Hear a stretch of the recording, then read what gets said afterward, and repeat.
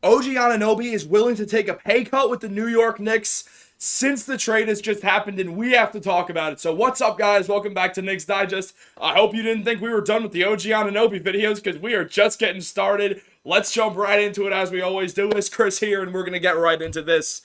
OG Anunoby has told several agencies in the offseason that he was interested in a larger offensive role that would be commensurate with a salary figure in the ballpark of $40 million in an average annual value per Jake Fisher.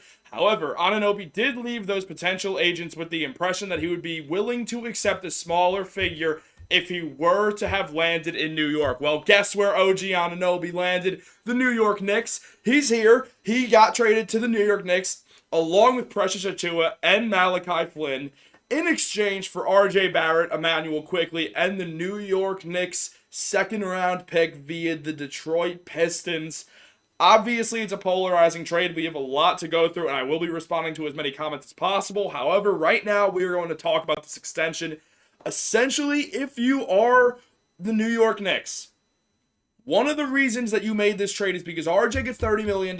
He has not been living up to that contract. He's had his moments. He's been great, but it's also, he doesn't fit with the Knicks. He wasn't getting consistent moments to really break out. And IQ wanted around $25 million per year, but it's tough to pay a guy that much when he's on the bench behind your superstar in Jalen Brunson.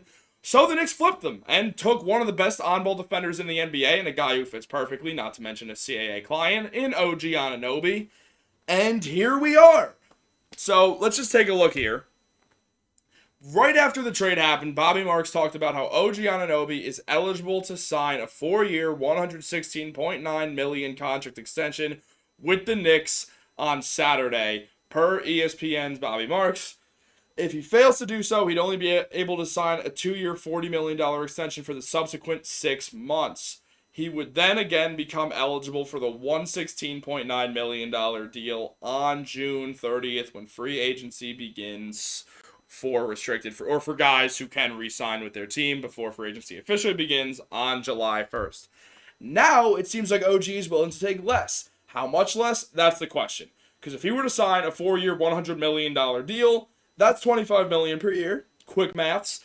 But it's also not a bad contract for a guy like OG. Look, he's going to get a little bit of an increased offensive role. He's sort of, I don't know if him or Dante DiVincenzo is now the Knicks' third scoring option. It's probably going to be a little bit third option by committee for the foreseeable future.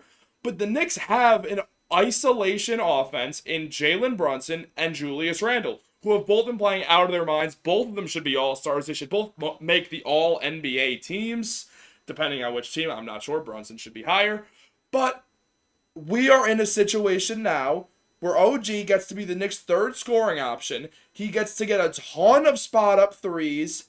Basically, he's in a perfect position to get what he wants. And he also stated, right here, I'll show it again, that he did leave the potential agents with the impression that he would be willing to accept a smaller figure if he would have landed in New York. OG Anunoby has not been keeping the secret that he wanted to be a New York Knick very well. I'm sure that when he heard about this, he was thrilled. He wanted to leave the Raptors. He got traded to the team that he wanted to go to. And now he is part of the New York Knicks. He is part of CAA also. That is huge because when you look at Julius Randle, he took that pay cut when he signed the extension after his breakout year with the New York Knicks. And then also, Jalen Brunson took that contract where he's getting paid less money per year. He took a front-loaded deal. It's not that much money in the grand scheme of things. It might be the biggest bargain contract in the NBA. And with these CAA guys, you don't know what other money they're making because they might be saying, hey, take less money so there's less salary, and we'll load you up with endorsements like there is no tomorrow. You will get your money. You have to trust us. And maybe that's what's happening here. Maybe Leon is like, okay, well, we're not going to pay you in salary cap, but I'm a former agent. You know I got my ways. We're going to work around this a little bit. We'll get you some endorsements, maybe a little different tax rules compared to your salary, your year-long salary with the New York Knicks. So it's sort of a winning situation for Anunoby because now he gets to be where he wants. He's going to be happy. The last thing that OG Anunoby wants is to go into free agency and think the Knicks don't want me back. And he's not going to think that. He knows the Knicks want him. The Knicks just gave up two of their absolute wonder boy golden childs in RJ and Emmanuel Quickly. Knicks fans loved these two guys. I still do. My love is never going to diminish for those guys. I'm a huge fan.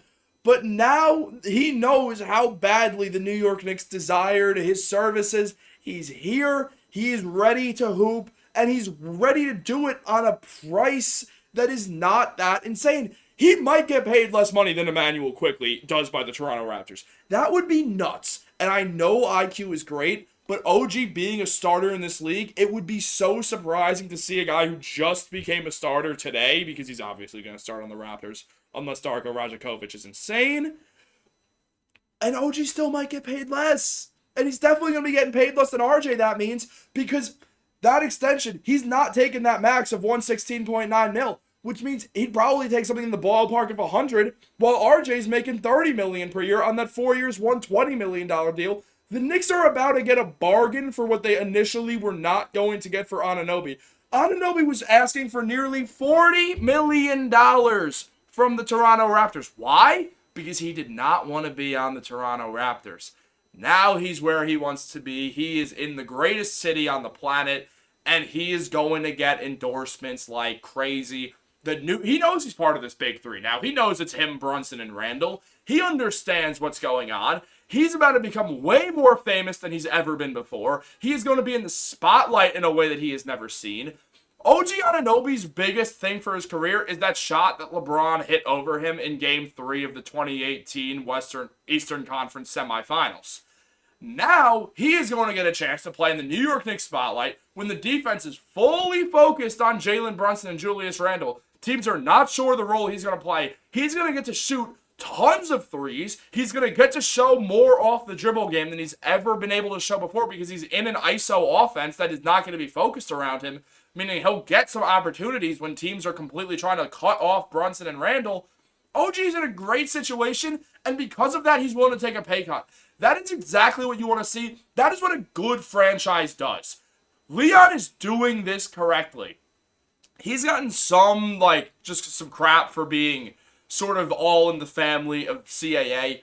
Right now, it is working. The CAA connections have been working. Look at Brunson. Look at Randall. CAA guys, obviously Randall was here before Leon Rose was, but that contract extension, he could have asked for a max. He didn't. He took a pay cut.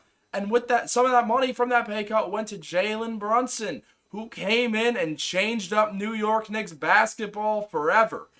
Now OG's here, part of the family. The Knicks have what they want. They have a big three full of guys who are in the CAA family. I know Julius left CAA. Believe me, I did not forget that. But he's still tight with Leon. It was more of just him being specifically close with one agent. Now they got what they wanted. The Knicks got exactly what they wanted, and they have financial stability because OG is not asking for a max. What does this mean?